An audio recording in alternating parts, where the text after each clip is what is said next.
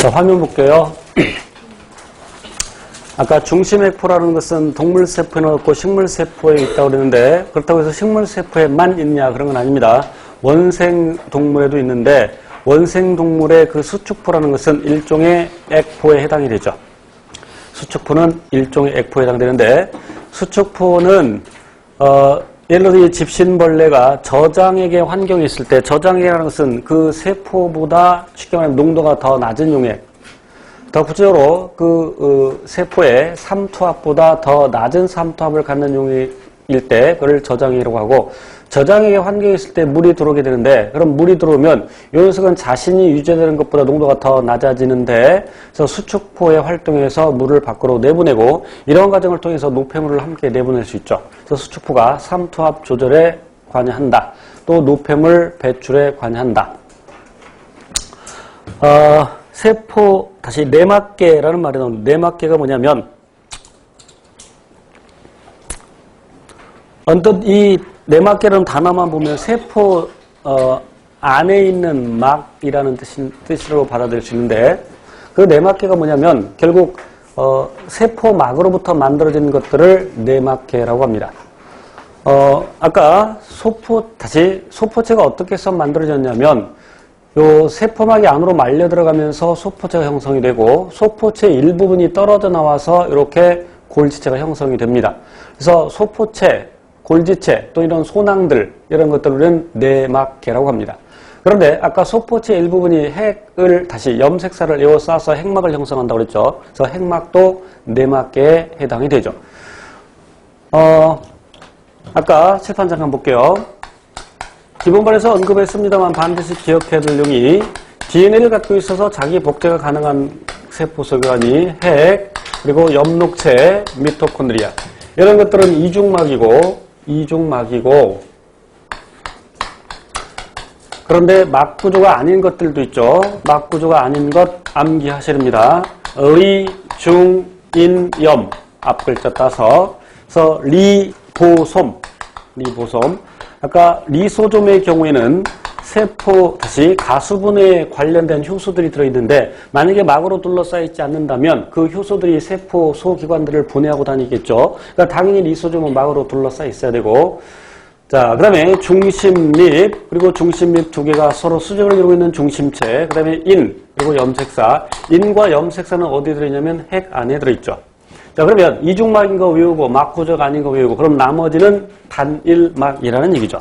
그러니까 소포체, 골지체, 그리고 리소좀, 그리고 퍼옥시좀, 이따 설명드릴 겁니다만 퍼옥시좀, 이런 것들이 막구조를 갖고 있는데, 내막계라는 것은 결국 세포막으로부터 만들어진 것들, 아까 언급했듯이 엽록체와 미토콘드리아는 그 기원이 세균이죠. 그래서 엽록체와 미토콘드리아는 물론 세포 안에 있는 막구조물이긴 하지만 엽록체와 미토콘드리아는 내막계에 포함시키지 않습니다. 그럼 세포막은 내막계에 포함시키냐 안 시키냐? 세포막도 내막계에 포함을 시킵니다. 퍼옥시좀은 내막계에 포함시키지 않습니다. 뒤에 나오는데, 그러니까 그 기원이 세포막으로부터 형성된 것들, 그래서 세포막 포함해서 소포체, 그 다음에 핵막, 골지체, 리소좀, 이런 것들. 그러나 퍼옥시좀은 다른 방법으로 만들어집니다. 뒤에 나옵니다. 그럼 그 내막계의 세포 내 소기관들의 상호작용이라는 말은 아까도 언급했던 내용들인데, 단백질 합성 과정에서 리보솜이 단백질을 합성하면 그 단백질 폴리펩타이드가 소포체 내부 공간으로 가서 변형되고, 소포체 일부분이 떨어져 나와서 소낭되고, 특히 수송소낭 또는 수송소포라고 하죠. 그 녀석이 골지체로 이동을 하고, 골지체에 더 많은 변형이 일어나면서 골지 일부분이 떨어져 나와서 분비순환이 되고, 이와 같이 세포 내 소기관들, 내막계에서 서로 상호작용을 한다. 그래서 단백질이 합성되고 이동하는 경로를 반드시 기억하셔야 되는데, 물론 이것도 기본반에서 언급을 했습니다. 단백질 합성의 구체적인 과정은 분자생물의 각 파트에서 배우고, 여기서는 단백질 합성 소기관과 그리고 단백질의 이동 경로에 대해서 살펴볼 겁니다. 리보솜에서 단백질을 합성하는데, 물론 리보솜에 단백질을 합성할 때 그 단백질 합성의 정보, 단백질은 어떤 종류의 아미노산이 어떤 순서로 배열되는지가 단백질의 종류를 결정하는데, 그 아미노산의 종류와 배열 순서를 결정하는 것이 DNA 염기서열이라고 있죠. 그 DNA가 어디에 들어있냐면 핵속에 들어있습니다. 핵에 있는 DNA로부터 mRNA를 만들고, 그 mRNA가 핵공을 통해서, 핵막에 뚫리는 구멍을 핵공이라고 하는데, 핵공을 통해서 세포질로 빠져나온 다음에 리보솜과 결합해서 리보솜에서 단백질을 합성합니다. 그러니까 단백질 합성 장소는 리보솜. 그래서 단백질이 합성되면서 소포체 안으로 들어가서 소포체에서 단백질의 변형이 일어난다. 그리고 소포체는 일부분 떨어져 나가면서 수송에 관여한다. 그래서 소포체 일부분이 떨어져 나가는 것을 수송, 소낭 또는 수송, 소포라고 합니다. 그 수송, 소낭이 골지체와 융합을 하죠. 그래서 단백질이 골지체로 이동을 하고, 골지체에서 더 많은 변형이 일어나고 일시적인 저장, 그리고 분류, 그리고 또 수송에도 관여하죠. 즉 분비에 관여한다는 얘기입니다. 그래서 골지체 일부분이 떨어져 나가서 분비 소낭이 되는데, 또는 분비 소포라고도 합니다. 이 분비 소포도 크게 말하면 수송 소낭에 해당이 되죠. 분비 소낭도 크게 보면 수송 소낭에 해당되는데, 이제 분비 소낭이 세포막과 융합을 해서, 그러니까 이렇게 있어서 이제 분비 소낭이 단백질을 내보내려고 하는데, 분비 소낭이 세포막 쪽으로 이동한 다음에 세포막과 융합을 해서 이 단백질을 밖으로 내보냅니다. 이렇게 막을 형성해서 밖으로 물질을 분비하는 것을 세포외 배출이라고 하는데, 나중에 또 구체적으로 배웁니다. 세포의 배출. 예전에는 얘를 뭐라고 많이 불렀냐면, 작은 주머니를 형성해서 밖으로 내보낸다고 해서 외포 작용이라고 했습니다.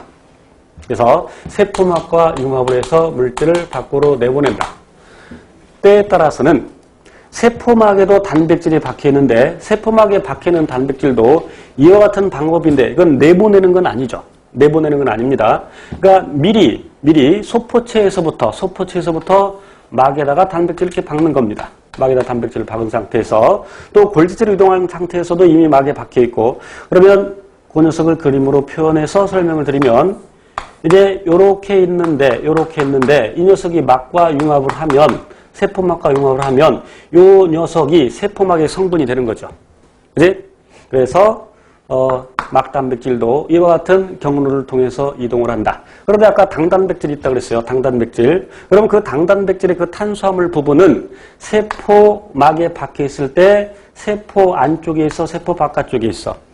세포 바깥쪽에 있어. 이 당단백질의 당이 세포와 세포 간의 인식 기능을 하는데, 그럼 세포를 인식하려면 그 당이 탄수화물 부분이 세포 안쪽을 향하고 있어서는 그 밖에 있는 세포를 인식할 수가 없죠. 그러니까 당연히 바깥쪽에 있어야 되는데, 그럼 이렇게 바깥쪽으로 세포막에 당을 박을 때는, 자, 보세요.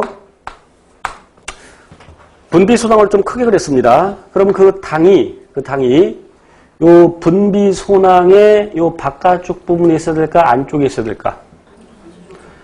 아까 요걸 생각하면 돼.